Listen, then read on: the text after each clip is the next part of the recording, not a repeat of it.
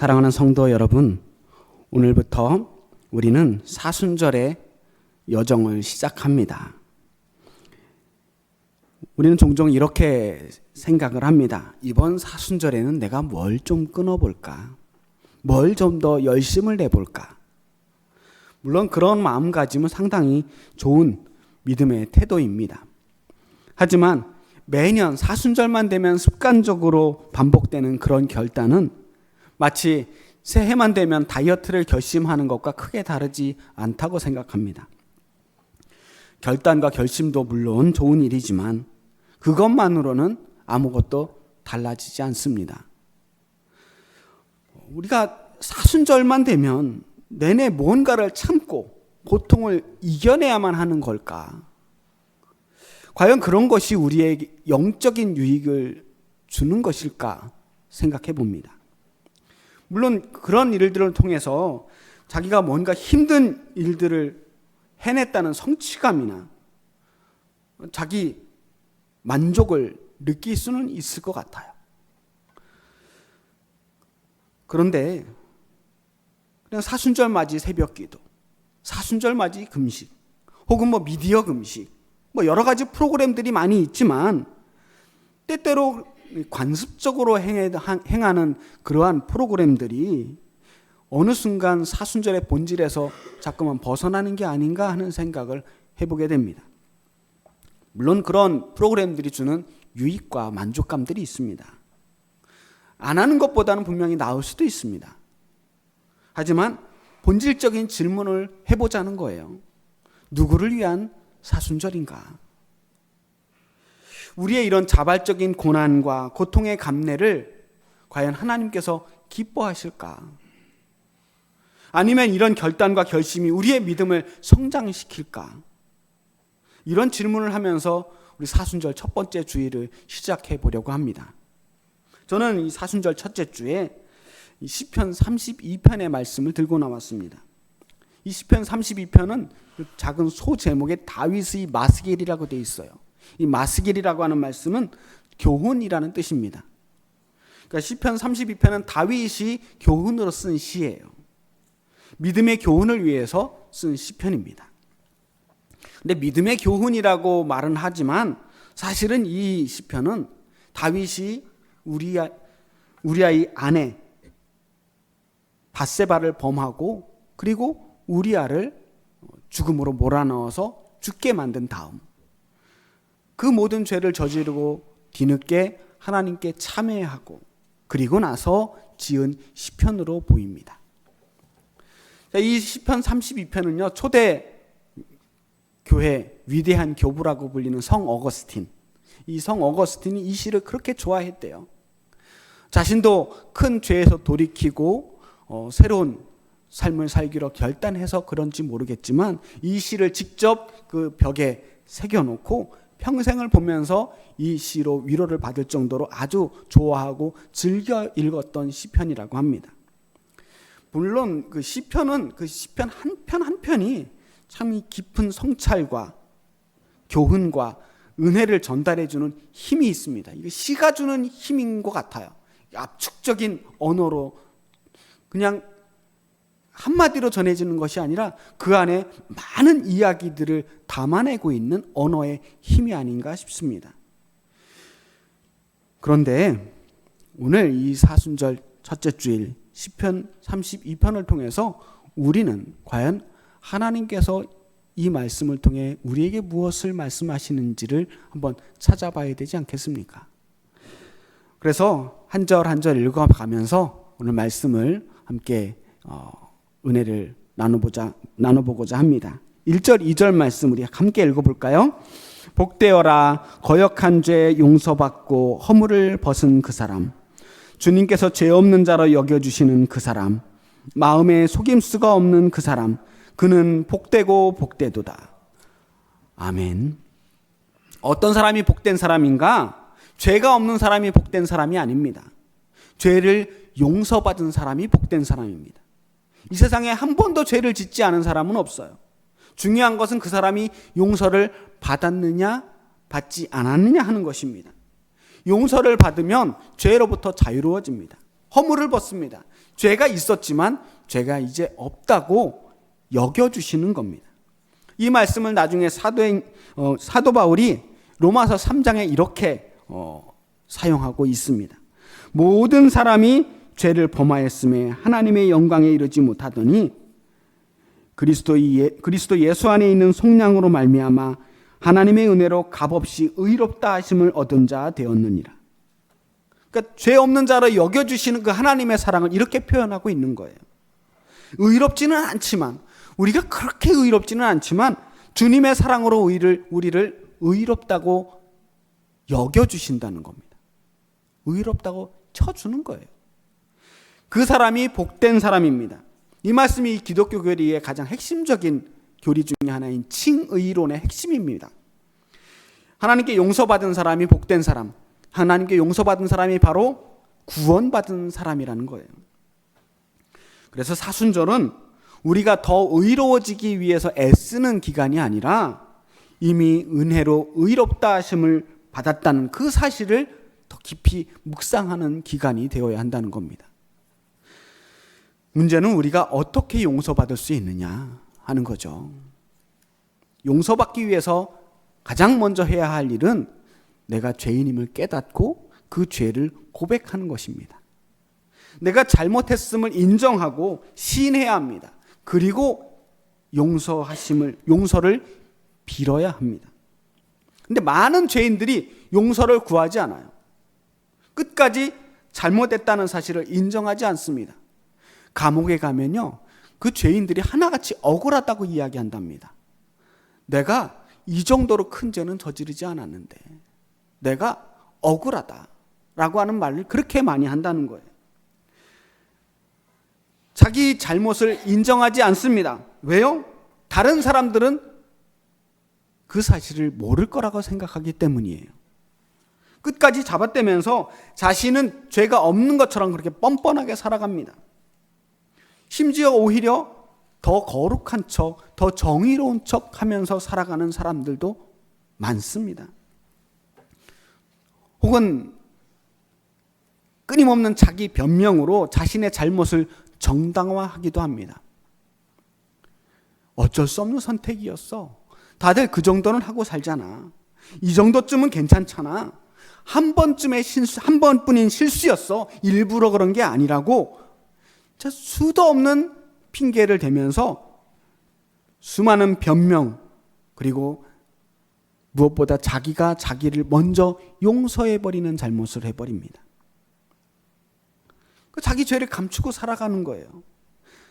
그런데 다른 사람들은 그렇게 해서 속일 수 있을지 모릅니다. 정말로 그렇게 그 사람이 죄가 없는 줄 알고 다른 사람들이 그렇게 대할 수 있을지 몰라요. 하나님 앞에서도 끝까지 버티면서 가면을 쓰고 거룩한 척 하면서 그렇게 아무렇지도 않은 척 예배할 수 있을지 모릅니다. 그런데요, 무엇보다 자기 자신은 속일 수 없습니다. 죄를 짓는 순간요, 우리 내면 깊은 곳에서 이미 우리가 무엇을 잘못했는지 알아차리게 됩니다. 아차 싶은 순간이 와요. 가슴이 뜨끔합니다. 왜요? 이게 잘못됐구나. 우리 마음의 본성에서 이미 알고 있는 거예요. 그 다음부터는 혹시 누가 내 잘못을 알아차리지 않을까 조마조마하게 됩니다. 누가 보지 않았을까? 누가 알아차리지 않았을까? 조마조마하는 거예요.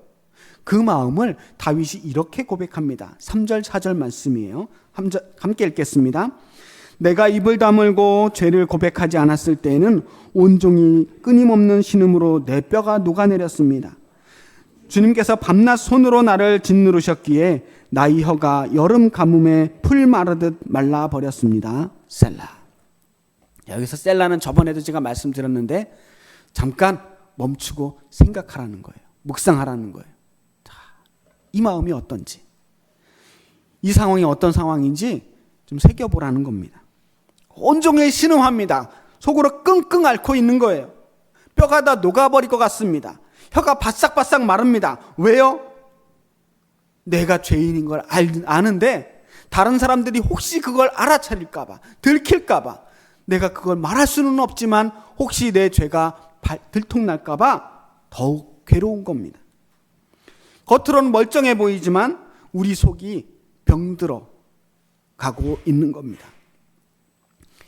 여러분, 죄를 짓는 것보다 더 괴로운 건요, 죄를 숨기는 겁니다. 그리고 5절 말씀에 이렇게 말합니다. 드디어 나는 내 죄를 주님께 아뢰며 내 잘못을 덮어두지 않고 털어놓았습니다. 내가 주님께 거역한 나의 죄를 고백합니다 하였더니 주님께서는 나의 죄악을 기꺼이 용서하셨습니다. 셀라.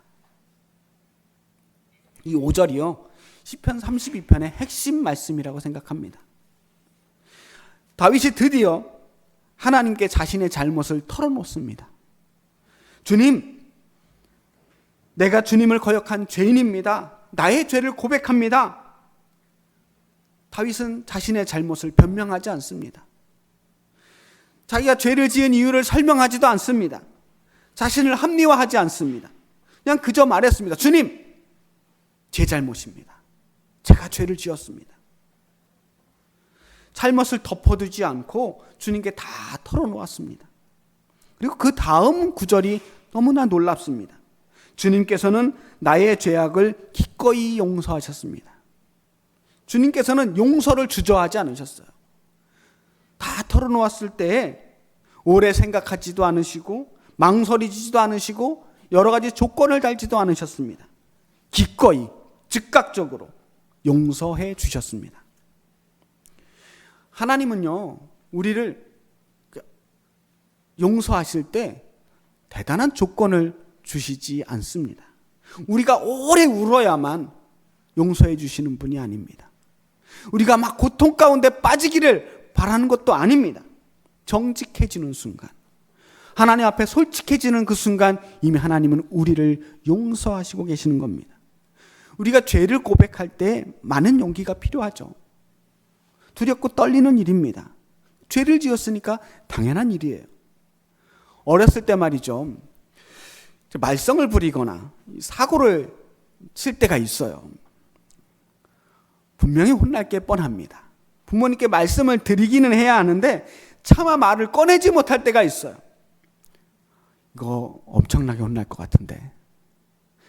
더군다나 이 제법 큰 사고를 쳤을 때는요, 아무래도 부모님께 회초리 맞을 것 같고 너무나 크게 혼날 것 같아서 괜히 혼자서 한숨만 푹푹 쉬고 전전긍긍할 때가 있습니다. 그러다가 어차피 조만간에 다 들킬 게 뻔하고 제가 얼굴에서부터 거짓말을 잘 못하는지라 금세 탄로가 나기도 하는지라 그래서 결국 용기를 내서 말씀을 드립니다. 엄마, 아빠 잘못했어요. 제가 이런 잘못을 했습니다.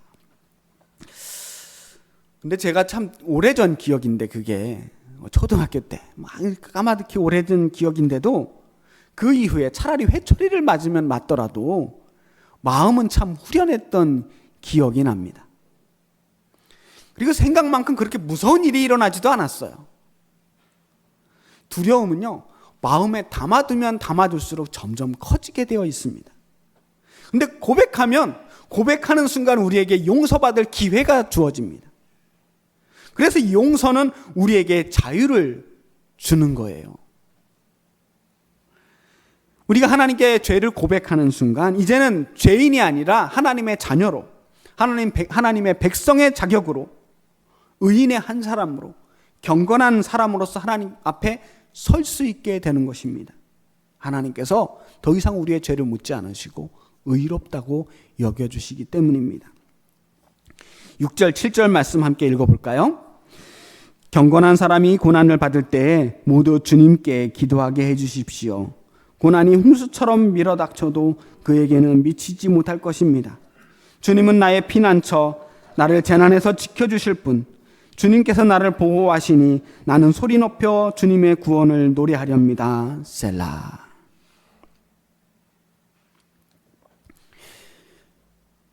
경건한 사람도 고난을 받습니다. 우리의 죄 때문이 아니더라도 우리는 수많은 이유로 고난을 경험하게 됩니다. 고난이 그야말로 홍수처럼 밀려올 때가 있습니다. 온갖 재난이 어떻게 우리에게 닥칠지 아무도 예측할 수가 없습니다. 한 가지 문제를 해결하면 또 다른 문제가 기다리고 있습니다. 그래도 우리는 버텨내야 합니다. 그런데 우리 힘으로는 정말 버티기 어려울지 모릅니다. 그럴 때 기도는 참으로 우리의 피난처가 되는 겁니다. 그 답답한 순간에 사방에서 홍수처럼 밀어닥치는 그 재난 앞에서, 고난 앞에서 지푸라기라도 잡아야 되는 그 순간에 우리가 기도할 수 있다는 것 자체가 축복인 것입니다. 아무에게도 말할 수 없는 문제들이 있을 때가 있어요.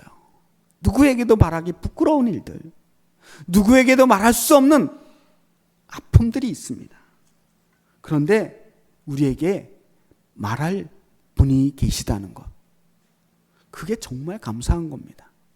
혼자서만 끙끙 앓지 않고 누군가에게 말할 수 있다는 것, 그것만으로도 우리에게 너무나 큰 힘이 되는 겁니다. 간혹 정말 힘들고 어려울 때 찾아와서 상담을 하잖아요. 상담하는 사람들이 그 사람에게 뭔가 대단한 해답을 받기 위해서 상담하는 게 아닙니다. 많은 상담은 사실 털어놓는 게 90이에요. 그냥 털어놓는 것만으로도 이미 회복이 되어가는 겁니다. 그런데 그렇게 털어놓는 것만으로 끝나는 것이 아니라 하나님 앞에 우리가 우리의 문제들을, 우리의 그 어려운 문제들을 아뢰고 나면 그것은 허공에 외치는 것이 아니라 전능하신 하나님께 드리는 기도가 되기 때문에 더 큰 위로, 더 큰 위안이 되는 것입니다. 지금 어떤 어려움에 있더라도 그것이 차마 우리를 집어삼키지 못하리라고 하는 믿음, 그런 든든한 마음이 우리를 그 고난에서 견디게 하는 것입니다. 그래서 기도하는 사람은요, 문제 앞에서 도망가지 않습니다. 견디게 합니다. 기도하는 사람은 버틸 수 있어요. 그리고 마침내 기도하는 사람은 그 하나님의 돌보심과 보호하심 가운데서 끝내 살아남게 됩니다. 8절 말씀 읽어보겠습니다. 함께 읽겠습니다. 주님께서 말씀하신다. 내가 가야 할 길을 내가 너에게 지시하고 가르쳐주마. 너를 눈여겨보며 너의 조언자가 되어주겠다. 아멘. 기도는 우리에게 그저 도피처, 피난처만 되어주시는 것이 아닙니다. 우리가 가야 할 길을 알려주시는 겁니다. 우리의 삶의 방향을 잡아주십니다. 중요한 문제를 놓고 기도할 때 기도하면서 이미 우리가 무엇을 해야 할지 깨닫게 됩니다. 기도는 하나님께 정답을 구하는 것이 아닙니다. 하나님의 인도하심에 우리를 맡기는 겁니다. 기도하는 순간 우리는 이미 그 하나님의 인도하심으로 들어가는 거예요. 하나님 이렇게 해주세요가 아니라 우리에게 이런 문제가 있습니다라고 이야기할 때 하나님은 그 문제의 해결책의 방향으로 우리의 삶을 인도해 주시는 거예요. 무엇보다 하나님께 용서받은 사람은 이제 죄의 길이 아니라 믿음의 길로 걸어가게 되는 것입니다. 죄는 우리를 과거에 묶어둡니다. 후회와 자책감으로, 자기 혐오와 불안함으로 우리를 묶어둡니다. 하지만 하나님의 은혜는 우리를 앞으로 나아가게 합니다. 하나님이 열어주실 길을 향해서, 미래를 향해서 걸어가게 합니다. 9절 말씀 읽어보겠습니다. 너희는 제갈과 굴레를 씌워야만 잡아둘 수 있는 분별 없는 노새나 말처럼 되지 말아라. 이 분별 없는 노새와 말, 이 노새와 말은 자유가 없어요. 입에 재갈을 물리고 굴레를 씌웠습니다. 억지로 끌고 다니면서 일을 시키는 동물입니다. 자기가 하고 싶어서 일하는 게 아니고 재갈과 굴레 때문에 일하는 겁니다. 말이 달리고 싶지 않아도 잡아당기면 달려야 돼요. 앞으로 나아가고 싶지 않아도 고삐를 잡아당기면 앞으로 나아가야 돼요. 그런 삶은 하나님이 원하시는 삶이 아니라는 겁니다. 하나님께서 우리에게 원하시는 것은 자유로운 삶이에요. 우리가 하나님께 하는 그 어떤 멋진 일들도 억지로 하는 것은 바람직한 모습이 아닙니다. 이 노새나 말과 같은 일들이에요. 스스로 자기에게 그런 굴레를 씌우지 말라는 겁니다. 왜 하나님께 기쁜 일을 하면서 억지로 마지못해서 하는 것처럼 그렇게 하느냐는 거예요. 하나님께 할 때에는 자유로 기쁜 마음으로 기꺼이 해야 한다는 것입니다. 하나님은 우리를 억지로 끌고 가시는 분이 아니라 사랑으로 이끄시는 분입니다. 언젠가 어떤 분에게 믿음 좋으신 분이었어요.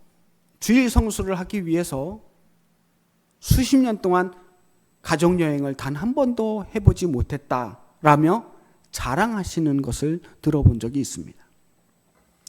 정말로 온 가족이 행복한 마음으로 그랬다면 이해할 수도 있겠지만 과연 그런 모습이 정말 바람직한 신앙인의 모습일까 생각해 보았습니다. 제가 비록 목사지만 그 얘기를 들었을 때 안타까운 마음이 들더라고요. 야, 이분 정말 주일 성수를 위해서 헌신하신 분이구나, 훌륭하시구나, 바람직하구나라는 생각이 드는 게 아니라 이 가족들은 얼마나 희생했을까? 이 가족들은 과연 이 믿음이 행복했을까? 하는 생각이 드는 거예요. 신앙생활은요, 기꺼이, 기쁘게 해야 되는 것입니다. 그런 자기 희생을 무기로 하는 신앙생활이 아니라 하나님 앞에 나오는 것이 행복해야 하는 것입니다. 하기 싫은 거 억지로 하는 것 말고 기왕이면 행복하게, 기왕 믿는 거 기쁘게, 기왕 믿는 거 복 받으면서, 그게 하나님이 원하시는 성도의 모습이 아닐까 생각합니다.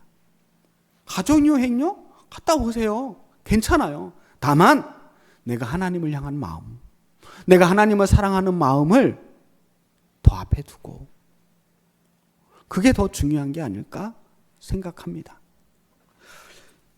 10절, 11절 말씀 함께 읽겠습니다. 악한 자에게는 고통이 많으나 주님을 의지하는 사람에게는 한결같은 사랑이 넘친다. 의인들아, 너희는 주님을 생각하며 즐거워하고 기뻐하여라. 정직한 사람들아, 너희는 다 함께 기뻐 환호하여라. 아멘. 바로 이 모습이에요. 이 모습이야말로 하나님께서 우리를 향해 바라시는 참된 성도들의 모습입니다. 주님을 생각하면서 즐거워하고 기뻐하라는 것입니다. 사랑이 넘치고 다 함께 기뻐하는 그 모습, 그 모습이야말로 하나님의 바람이자 명령입니다. 그럼 이제 제가 처음 드렸던 질문으로 돌아가 보겠습니다. 과연 누구를 위한 사순절인가? 오늘 시편 32편이 그 답을 말해주고 있습니다. 사순절은 우리가 하나님께 무언가를 해드리는 기간이 아닙니다. 하나님께서 우리에게 주신, 이미 해주신 그 일들을 기억하며 묵상하는 기간입니다. 하나님께 죄를 고하고 우리에게 주신 그 용서를 받아 누리는 기간입니다. 우리의 금식이, 우리의 절제가, 우리의 새벽 기도나 우리의 그 어떤 헌신이, 우리의 그 행동들이 하나님의 마음을 움직여서 우리를 용서해 주시는 것이 아닙니다. 고통이 우리를 은혜롭게 만드는 것도 아닙니다. 나 자신과 하나님 앞에 솔직해짐으로 주님께 은혜를 받는 것입니다. 하나님은 우리가 하나님께 정직하게 고백하는 순간 기꺼이 즉각적으로 용서해 주십니다. 십자가에서 흘리신 그 보혈이 우리를 깨끗하게 해 주시는 것입니다. 우리가 용서받을 만해서 용서받는 것이 아니라 십자가의 사랑으로, 십자가의 은혜로 우리를 용서해 주시는 겁니다. 도저히 용서받을 수 없는 죄까지도 십자가의 은혜로 용서해 주시는 것입니다. 다윗은 간음을 하고 살인까지 저질렀던 흉악한 죄인이었습니다. 그 중한 죄인이 하나님께 자신의 죄를 고백했습니다. 뿐만 아니라 온 세상 앞에서 자신의 죄를 알렸습니다. 자신의 부끄러움을 다 내려놓았습니다. 간음하여 낳은 아들은, 그 밧세바에게서 낳은 그 아들은 태어난 지 7일 만에 죽고 말았어요. 자신이 저지른 죄의 결과는 사라지지 않았습니다. 다윗의 그 부끄러운 이야기는 역사의 길이 남아서 지금까지 우리에게 전해지고 있습니다. 하지만 그 부끄러움과 절망의 바닥에서 하나님은 다윗을 다시 일으켜 세워주셨습니다. 죄를 고백하고 나서 자유를 경험하게 되었습니다. 그것이 다윗이 오늘 우리에게 들려주는 은혜의 고백입니다. 이번 사순절 무엇을 더 해내야 한다는 부담을 내려놓으시기 바랍니다. 대신 솔직해지세요. 나 자신에게, 그리고 하나님 앞에. 오래 끌어안고 있던 그 죄, 그 허물, 그 수치심, 그 모든 것들을 이 사순절 기간 안에 하나님 앞에 다 꺼내어 내려놓으시기 바랍니다. 주님, 제 잘못입니다. 제가 잘못했습니다. 이 한마디면 충분합니다. 그 한마디가 우리를 자유롭게 합니다. 그 자유가 우리에게 기쁨을 줍니다. 그 기쁨, 내가 용서받았다는 그 기쁨으로 하여금 이제 우리는 주님을 생각하며 즐거워할 수 있습니다. 그것이 이 사순절의 가장 마지막 부활의 기쁨이 될 수 있는 이유가 되는 것입니다. 용서함이 없이, 죄사함이 없이 맞이하는 부활은 기쁨의 부활이 될 수 없습니다. 고난의 십자가를 지나야만 부활의 빛이 더욱 환하게 빛나듯이 그 고백을 통해 용서를 경험한 사람만이 진짜 부활의 기쁨을 경험할 수 있습니다. 다윗이 그랬고 어거스틴이 그랬고요. 오늘 우리도 그럴 수 있습니다. 복되어라. 거역한 죄 용서받고 허물을 벗은 그 사람. 복되어라. 거역한 죄 용서받고 허물을 벗은 그 사람. 바로 그 복된 사람이 오늘 이 자리에 계신 저와 여러분 모두가 되기를 간절히 축복합니다. 기도하겠습니다. 살아계신 아버지 하나님, 주님 앞에 늘 부끄러운 죄인이지만 우리의 그 모든 허물을 용서해 주시는 하나님의 은혜로 우리가 감히 주님 앞에 섰습니다. 날마다 넘어지며 또다시 죄를 지는 우리의 연약함에도 불구하고 주님께서 우리를 날마다 새롭게 일으켜 주시는 줄 믿습니다. 이 사순절 기간 우리가 하나님 앞에 그 모든 죄를 고백하고 날마다 새로워지는 역사가 일어나게 하여 주옵소서. 주님의 용서를 경험하며 기쁨으로 충만한 믿음 생활이 될 수 있도록 도와주시옵소서. 예수 그리스도의 이름으로 기도합니다. 아멘.